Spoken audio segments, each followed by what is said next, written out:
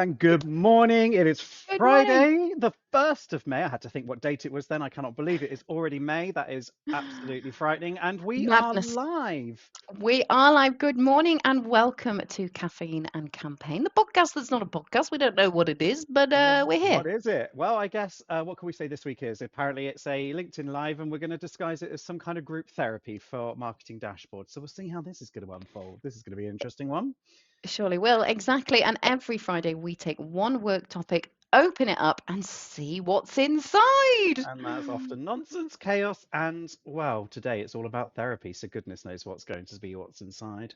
I love a bit of therapy.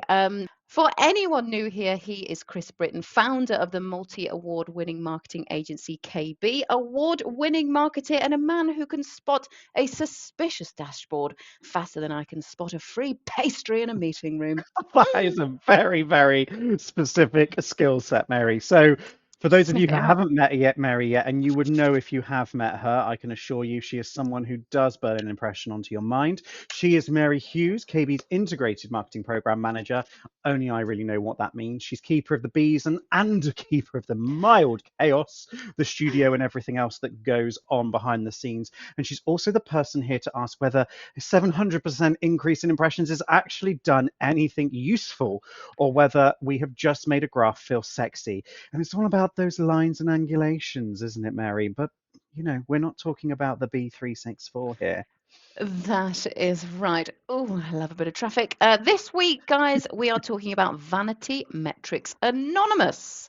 We are. It's a support group for impressions, reach, and engagement vibes. Let's put it down to that.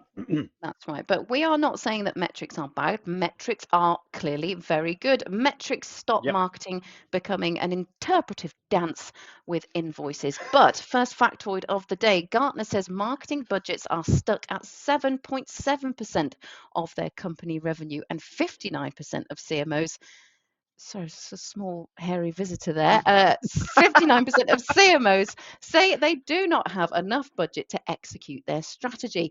HubSpot says measuring marketing ROI is the number one challenge for marketeers in 2026, cited by 33%. I love that we're live because we can tell that with a hairy visitor in the corner. Thank you. We're referring to your dog, just for clarity, for anyone who's really suspicious about what that is. Oh, she's So the settled down. pressure Quick, let's really, get on with it. quick, go. The pressure really, really is real then, especially with the facts that you've just mentioned. It is very real indeed. And when the pressure goes up, people start hugging the big shiny numbers like biscuits in a meeting room. Not the strategy necessarily, but emotionally comforting. Mine's a custard cream. There's a theme here, Mary, meeting rooms and food. I think that might be another therapy session that we need to unpack at another time.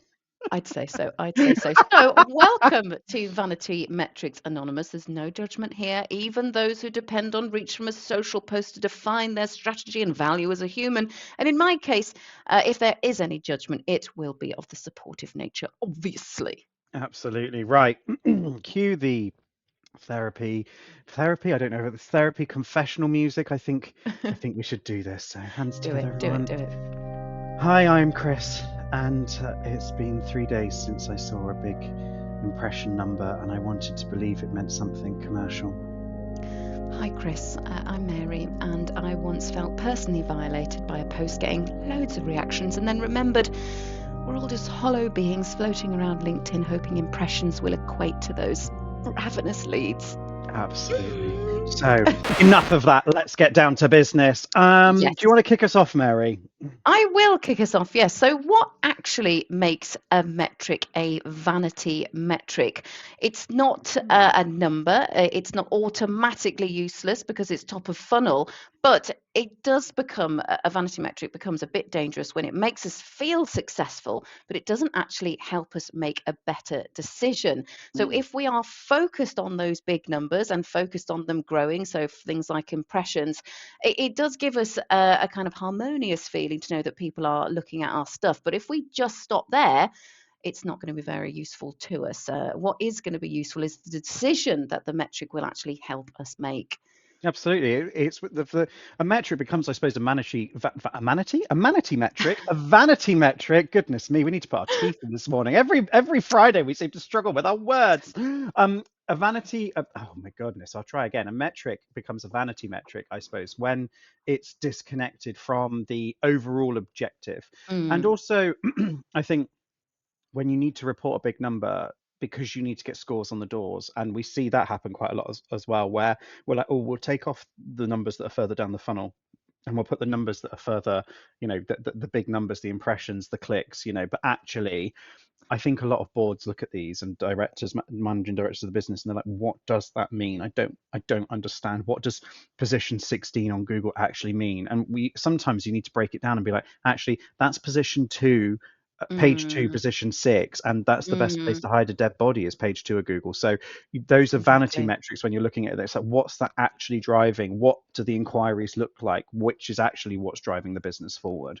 Yeah, absolutely. So impressions aren't evil. They're just not allowed to sit in the boardroom wearing a name badge that says revenue, because it certainly is not that. Absolutely. Um, Where do you get these from, Mary? Honestly, they're brilliant. Absolutely Who brilliant. knows? Who knows? I pluck them out of the sky. Anyway, because we've all seen the report that says we reached 86,000 people, then Yeah. we run away from that. Do we know who are the people? What are they doing? Did any of them care?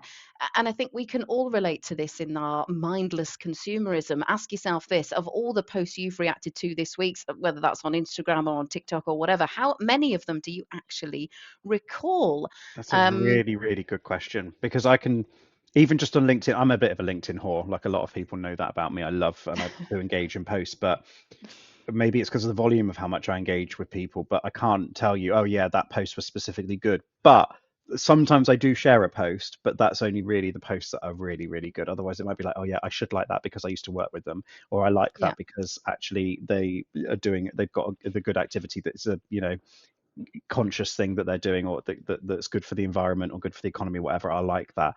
Yeah. But actually, I can't really tell you a list. If you asked me to write a list, I would not be able to successfully do that. I don't think anybody could really. But anyway, we're going to head into some questions already. So, Okay. we've got a question from Jill. Hello, Jill. Hello, Jill Jill. Good asks, morning. hello, Jill. Good morning, Jill. Is it wrong to celebrate reach, likes, or engagement? And I think, Jill, you can celebrate whatever you want, Jill. It's your life. Um, but I think that it is tempting to sit in silence until Salesforce confirms our emotional value through leads. But I think that it's okay to celebrate in the moment, but let's just look at it properly. If your post gets 100 likes, sure, you've reached 100 people and they've enjoyed your content, but reach without relevance is just shouting across the car park. What you're looking for is the quality of that response, just not just the quantity of claps or likes. Oh, there's Wilma again.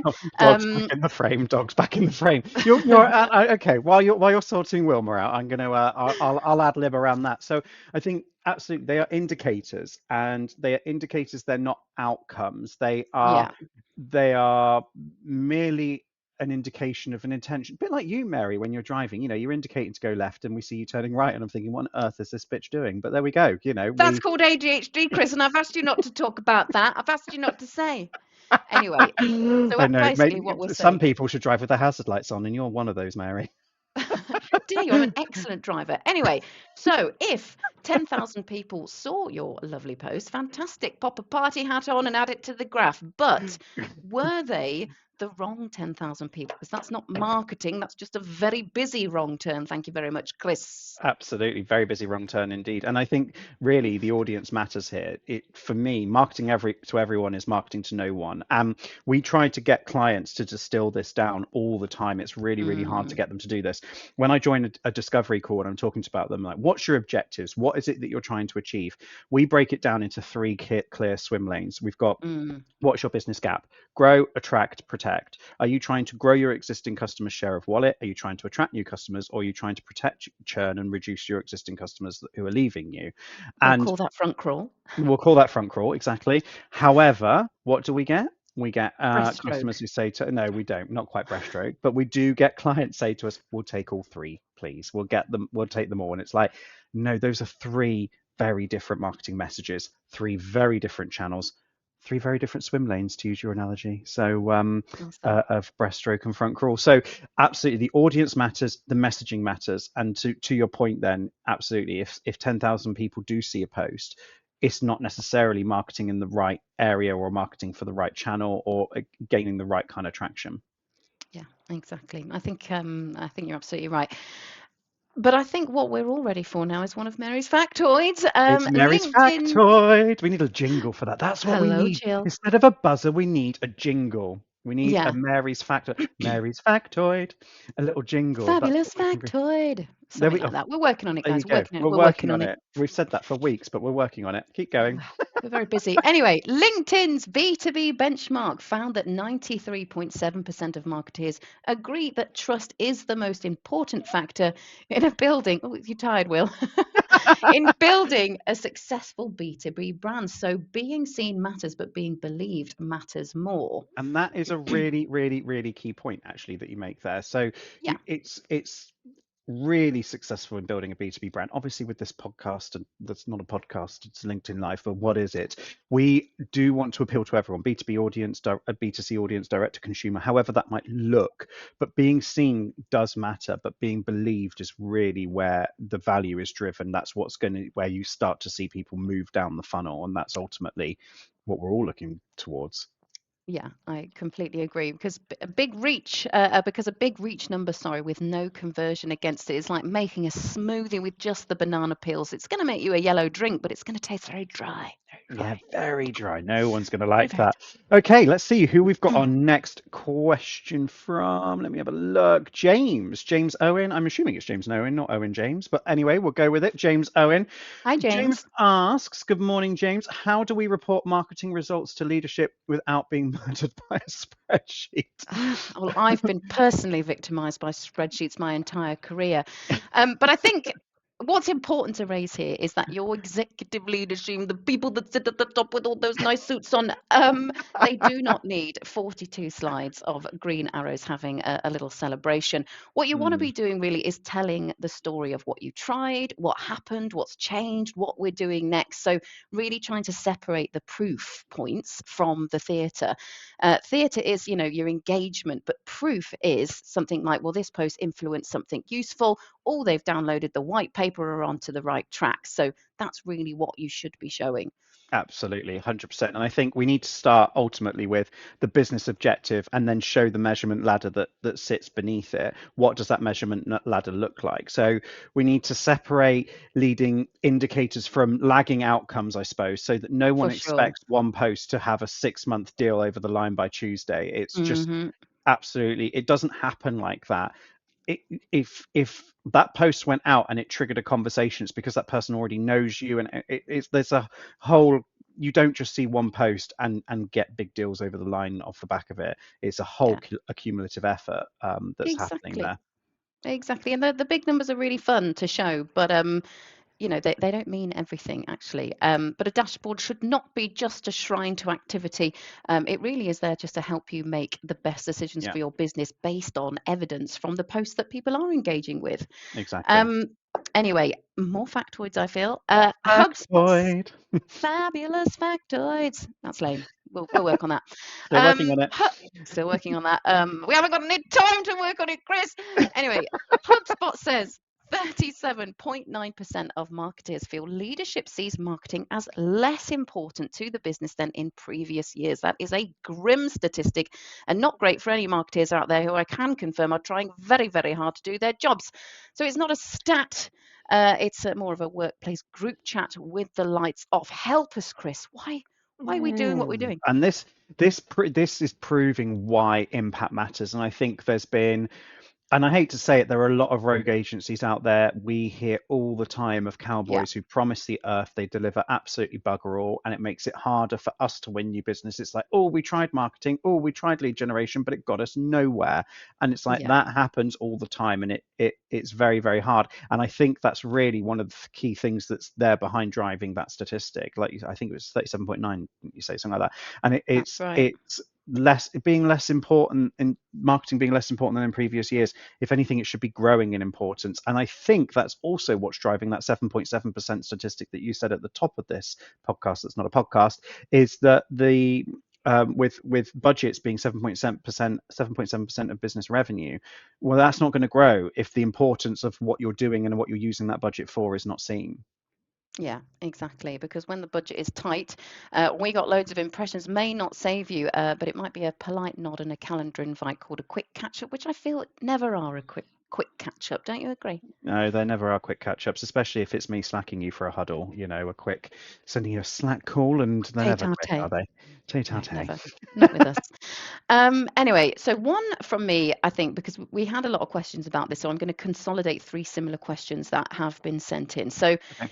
if we're not just in measuring the big numbers, what should we measure instead? And I think as I try to control Wilma to the left of me, we're live, we're live. I've got the peanut butter ready. In fact, I'm just going to pop that down on the table.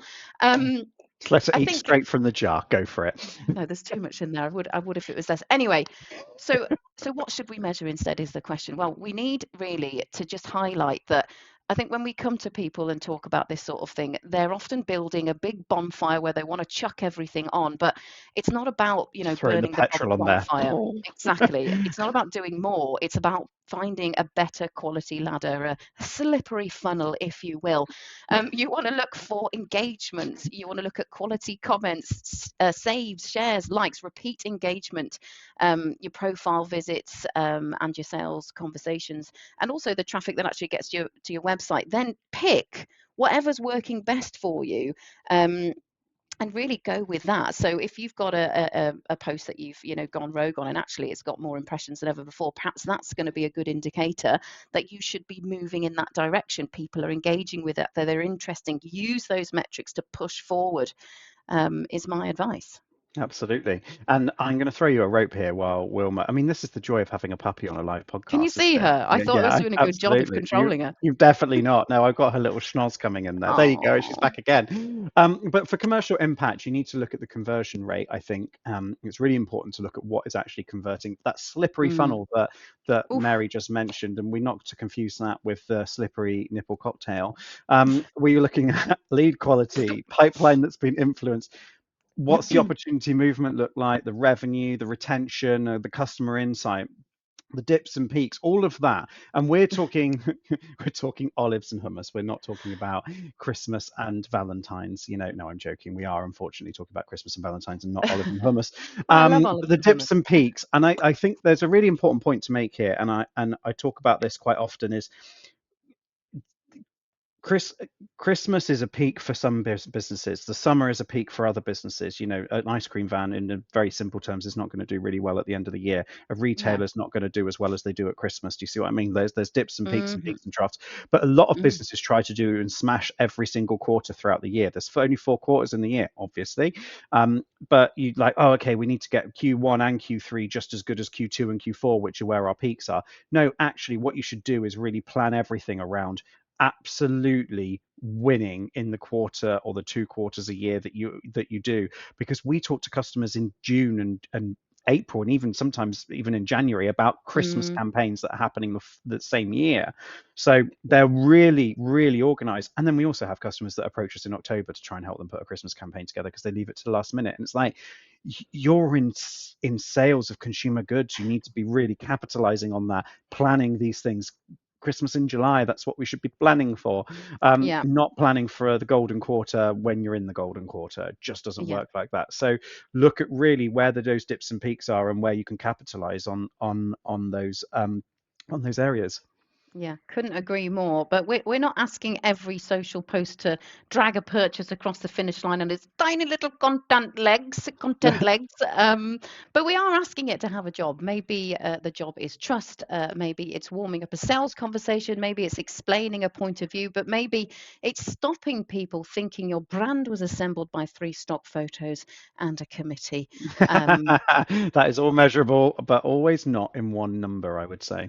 Yeah, exactly. I think that's where people panic. Often one number feels very tidy, but a Yeah, proper measurement story feels like opening, drawer two, the messy drawer. We've all got one, and we've all finding got one. your batteries, receipts, a rogue Allen key.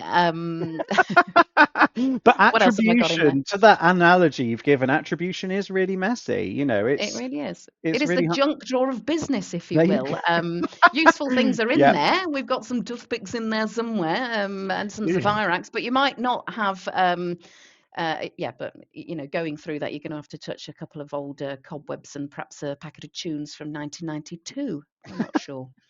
Um, anyway, we've got one final question from Time a for one lovely last question. listener. Yeah, let's do this. Yeah, Megan Brooks. If attribution is messy, how do we avoid making shit up? Um, Ooh. I think it's really being honest about what you know, what you can infer, and what you cannot prove. So Mm. don't pretend that the last click is the full truth just because it's easy to screenshot. You've got to be looking at those multiple signals and looking at patterns over time, and going really with what what your customers are engaging with, and go with that.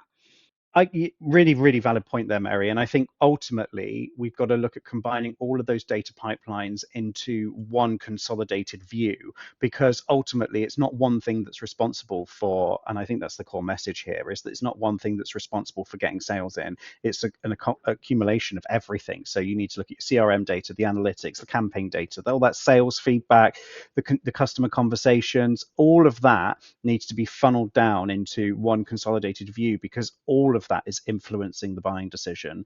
But you've got to Absolutely. be careful really as well about the attribution here. So there's various different types of attribution. You can look at multi touch point attribution, you can look at first touch point attribution, you can look at last touch point attribution. So really it's for me, it's multi-touch point attribution is the best, because obviously you're looking at all of the different factors that have played a role in bringing and getting someone over the line and Yeah. turning them into a marketing qualified lead, or bringing that sale in, or whatever that might be. It's not just that one Instagram post. It's not just that one LinkedIn post. It's not just that white paper. There's a whole multitude of things that get those inquiries to move further down the funnel.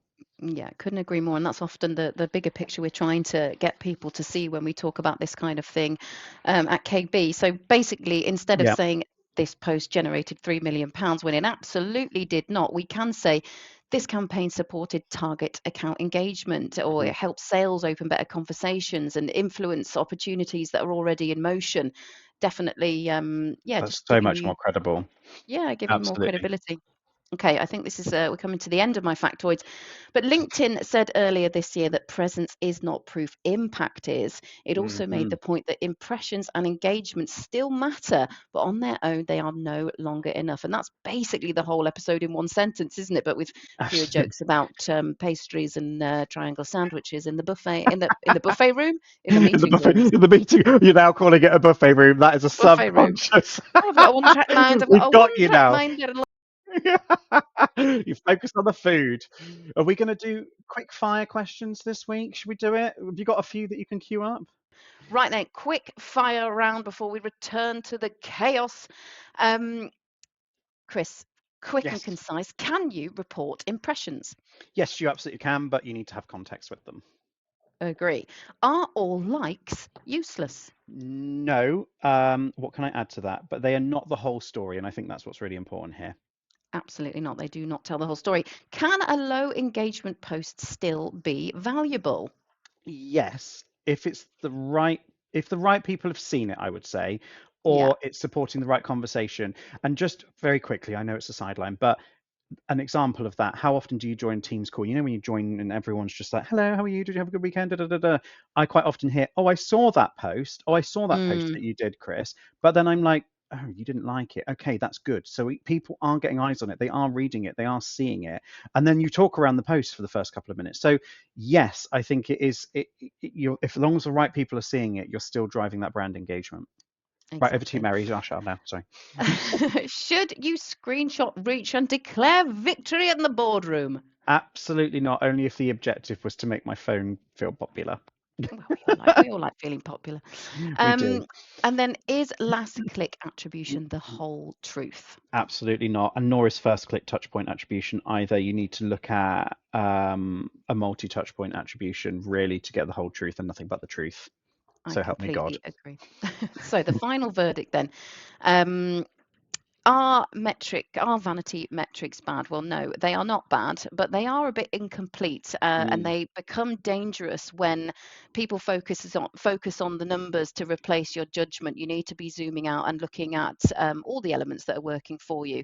The best reports explain what the metrics do say, what they don't say, and what we're doing next with that information.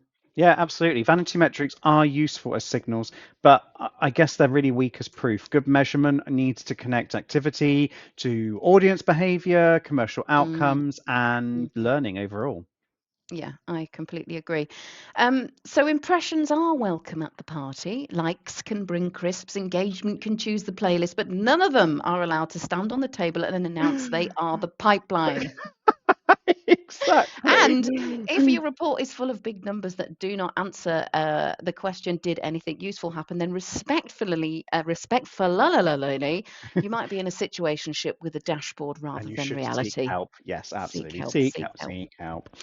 Right, we are going to leave it there today. But if you have got any thoughts on vanity metrics, drop them in the comments or send us a question for next week via LinkedIn Live at kb.co.uk. And next Absolutely. week's episode is how to turn one idea into content for every channel. Absolutely. One idea into content for every channel. If you've got questions on that, drop that to LinkedIn Live at kb.co.uk. And we're going to be talking LinkedIn email blogs, paid social, short videos, basically without copying and pasting the same asset everywhere and hoping nobody notices across all those channels. Yeah, exactly. But a little taster for you. My last factoid of the day, HubSpot says repurposing across channels is a major 2026 trend, but channel specific content performs better. So next week, we are translating one idea properly and Absolutely. seeing where it fits. So here's Kris, And she's been Mary, and this has been Caffeine and Campaigns. the podcast that's not a podcast. But what is it? Well, it's probably cheaper than therapy for marketeers, but we do encourage that you still go. Same Please go. time Please next go, week. Thank you everybody. very, very much, everyone. That's right. And Kris will be posting next week's episode on his profile in just a minute, and then I will be reposting it shortly. Be sure to click attend because otherwise we'll have to rely entirely on Kris and I being here talking absolute nonsense to each other. And as we've just established, that's what's happening every single week. No, I'm Every joking. We know single you week. guys love it. We look forward to seeing you 7th of May, same time, 10 a.m. on Friday. Thank you very much. We'll see you soon. Goodbye. Cheers.